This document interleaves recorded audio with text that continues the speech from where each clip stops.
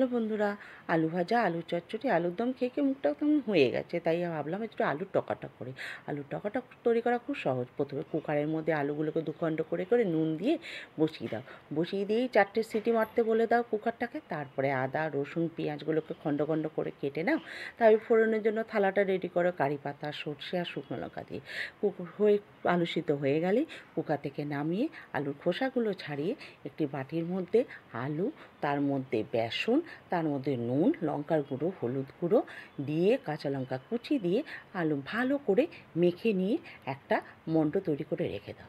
তারপরে একটা বাটিতে দই নাও, দইয়ের মধ্যে লঙ্কার গুঁড়ো, হলুদ গুঁড়ো, জিরের গুঁড়ো মিশিয়ে রেখে দাও। তারপরে যে আলুর মণ্ডটা তৈরি করেছে সেগুলো বড়া আকারে ভেজে নাও কড়াইতে তেল দিয়ে।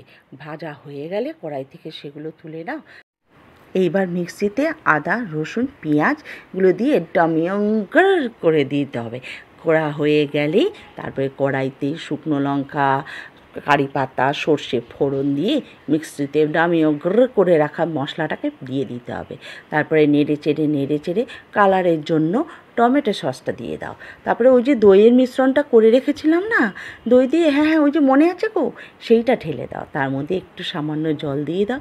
জল দিয়ে ভালো করে ফুটে উঠলেই ভেজে রাখা আলুর বড়াগুলোকে দিয়ে দাও। আলুর বড়াগুলোকে দিয়ে নাড়িয়ে চাড়িয়ে ভালো করে হয়ে গেলে নামিয়ে নাও।